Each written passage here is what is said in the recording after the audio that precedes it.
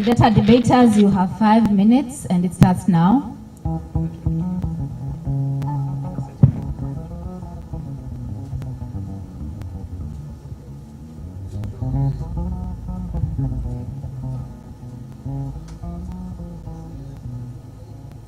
Good afternoon.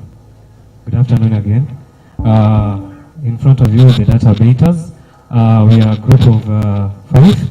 Others couldn't come because of certain circumstances that they could overcome. So our group, we were actually at the hackathon, and we came up with a project actually that caters for the current situation that is happening in Kenya. So I'll start by posing a question on anyone here who has ever been a victim of theft, data phishing, and anything.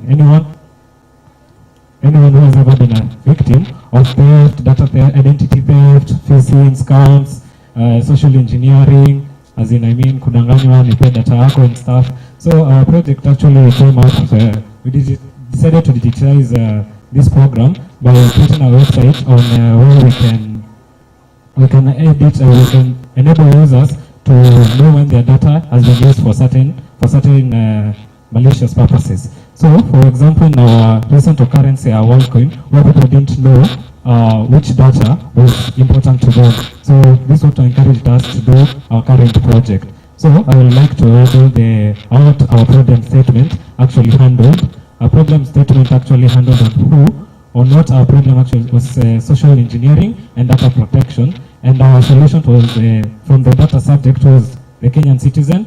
And this is where our solution can be implemented is the data protection of the government, where the data is stored so that data cannot be used for malicious purposes.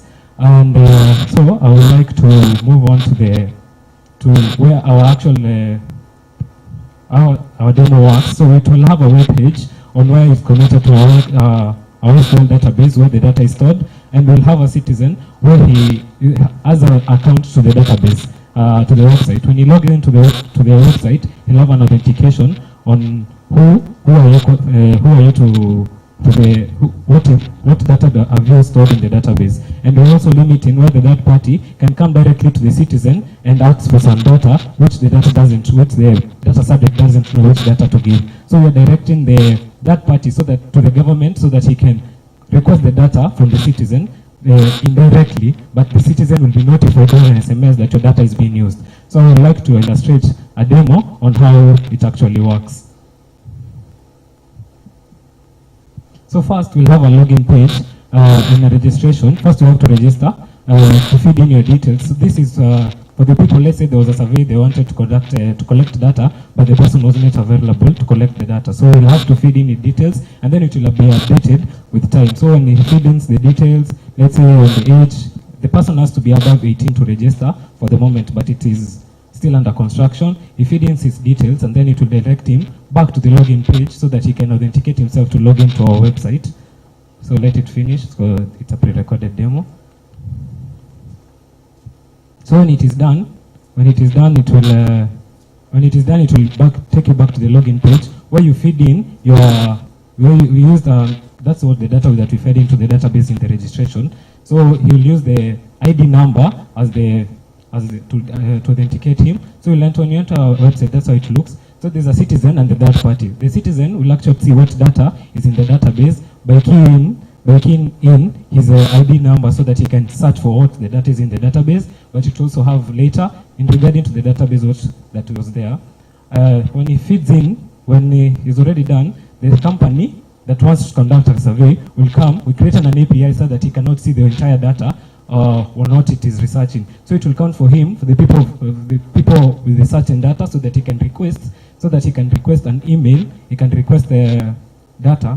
He can request data through an email through to the government so that he can get the data. But after he has gotten the data, the person who wants to get the message will have to get a message, but the API is still under construction. But at first, we're unable to send a message, and this is how it looks. It will be telling you your data has been used to conduct a survey, but now it's still under construction. So we're trying to limit the social engineering towards the people and make them understand, because there will be an awareness. So on our limitation on what we actually faced during our work,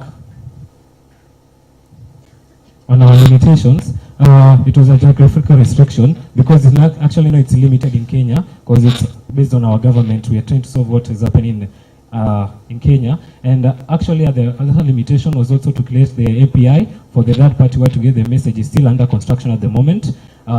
Will pardon us with that. But our future updates is that the data subject will get a feedback on where the data will be used, on which where it went, as in, you can also track the data on how it is being used. The data subject can report in case there is an identity theft, as in, this is the data that I wanted, but I've seen someone with my data for the case of Charlene, where she said that her data was a person who was impersonating her through Twitter. Phone an application where there's some applications that require permission. You know, let's say, for example, Spotify wants a permission for your contact. It doesn't need. So we are trying to limit the collections of data, cloud integration, and later our software will be used with many companies that has a database. So our conclusion, the implementation of APIs and to secure the data, and our group members was me, Ronald Musau.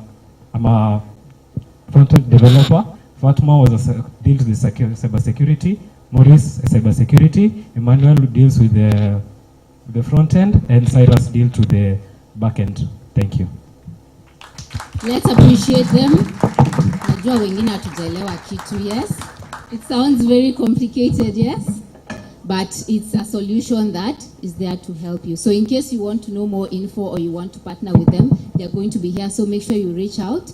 Our second innovator is Athel. So Athel, please make your way to the front.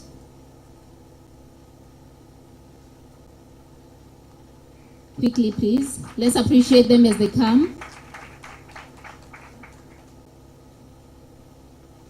Gentlemen, I hope the next group will have a lady, right?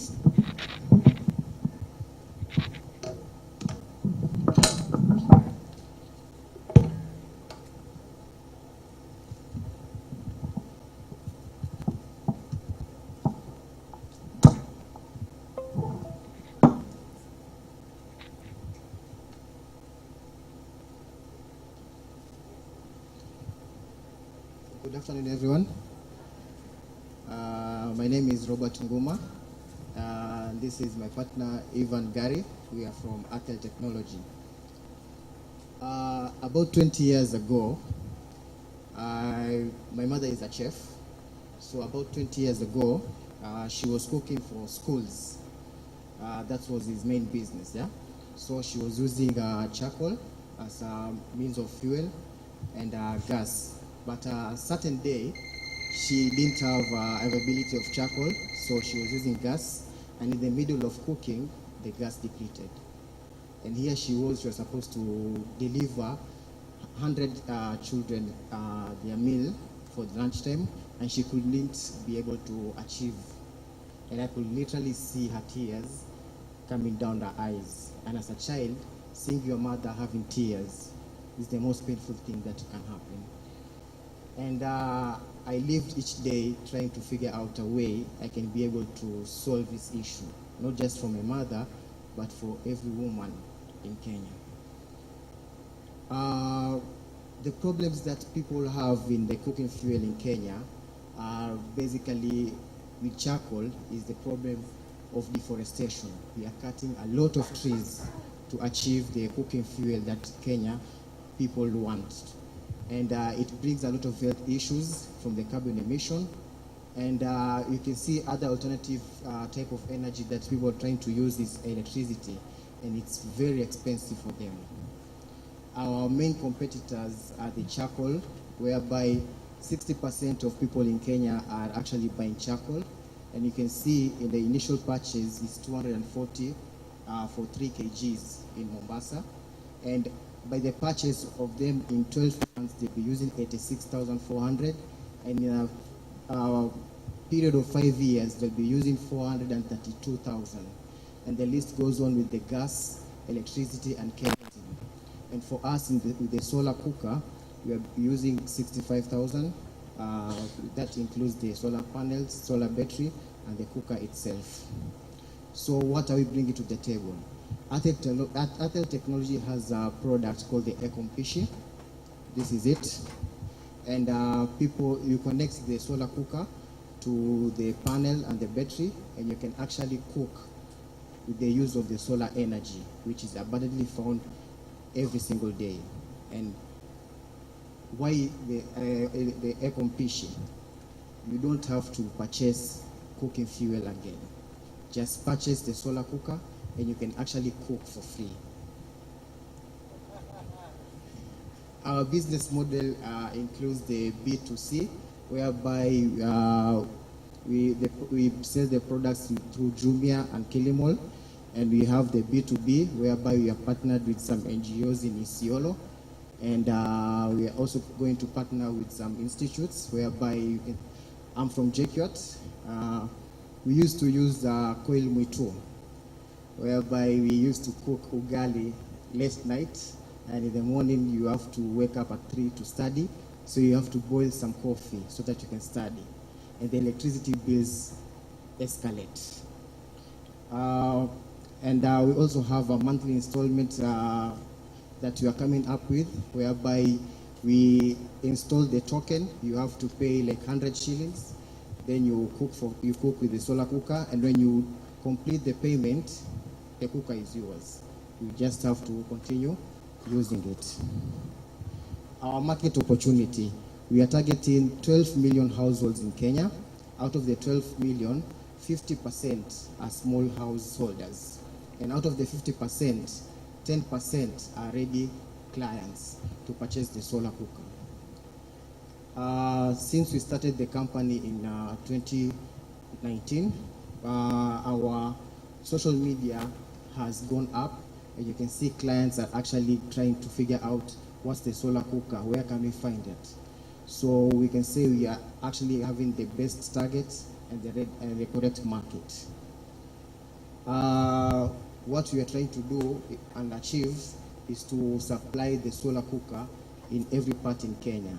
And we are trying to see if we can have investment whereby we'll have a warehouse and shops all over Kenya, vehicles for distribution, buy the solar panels and batteries from the supplier and the manufacturers, so that we can avoid the third party and the product can actually be available and affordable.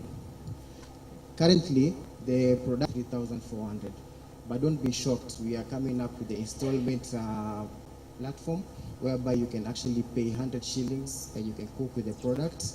And after you complete the payment, you can have the cooker and actually cook it for yourself. Our future growth, we are developing 2 new products. That's the solar fryer and the solar oven. The solar oven we're going to use in bakeries for the businesses, and the solar fryers for the hotels where they are cooking chips. And with these 2 new technologies, it's going to bring the company to a new level. This is the amazing team that Atel has. Ivan, who is here with me. Omina Ondera is in Nairobi with Kai. They have another branch there. They couldn't be here, but we are representing them. Thank you very much. Thank you very much. Let's appreciate them. Let's clap for them again as they sit down.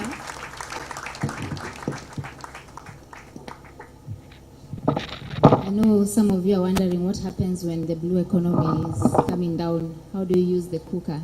I know they have an answer because I asked them yesterday, so make sure you talk to them.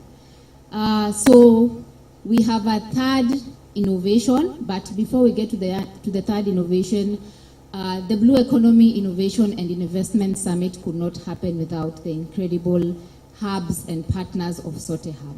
So we would like to recognize them, and I would like to ask Daktari Matthew Egesa to come and just recognize the incredible organization